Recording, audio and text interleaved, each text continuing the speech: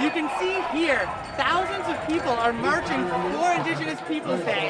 However, people aren't just here to march. A lot of the organizers and attendees are looking for real, significant change. Theaters like the Huntington have implemented safety precautions, such as assigned seating and assigned door entry to help with social distancing, as well as new high-efficiency air filters to help with circulation. Hopefully all of these changes will help to get the show back on the road. For WEBJ News, I'm Jacob Solkoff. Because the Paul Revere House is so old, there are a lot of tight and narrow spaces inside of it. However, I was told that really isn't an issue right now during COVID-19. They are doing a good job social distancing, including these markings here on the ground, which denote 6 feet of distance between the party in front of you and behind you. However, there are a lot of other concerns that people at the Paul Revere House have related to COVID-19. The sound of the conch shell could be heard echoing throughout the city of Boston on Saturday as people gathered for the Indigenous Peoples Day March and Rally. If it hadn't been for the benevolence of the Wampanoag people, when the Pilgrims landed, they would never have survived. You can see here, thousands of people are marching for Indigenous Peoples Day.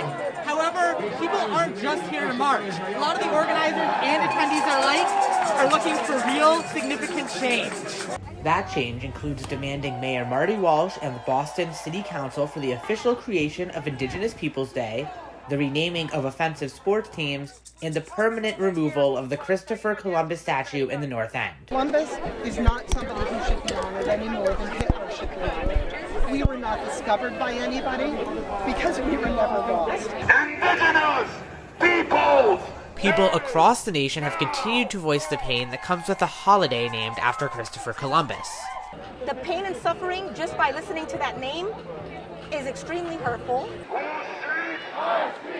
Many cities with significant Native populations already celebrate Indigenous Peoples Day.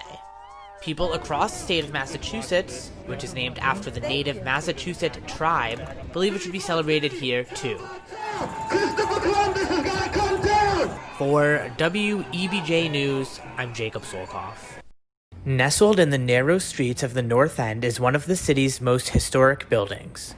The Paul Revere House is an important part of the Freedom Trail since it is Boston's oldest building. I've been working at the Revere House since 1983. Ida Steblecki is the home's curator and knows everything there is to know about where the Midnight Rider lived with his family. The Paul Revere House was built in 1680. It's the only surviving 17th century structure in downtown Boston. A house that old definitely has some character, and it's Edith's job to make sure it stays in shape. There's just regular sort of preventative maintenance of the house, just almost constant upkeep.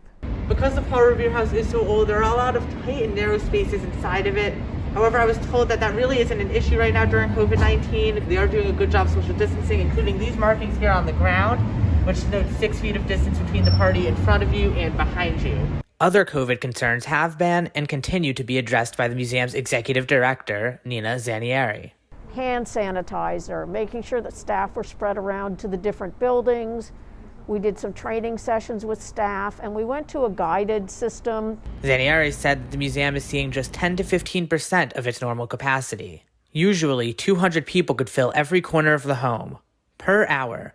Now, 300 people all day. It's told us that there's an audience that can't really ever come here because they're either too far away or they don't want to make the trip. Nina, along with the rest of the staff, are hoping the pandemic rides off into the night soon. For WEBJ News, I'm Jacob Solkoff.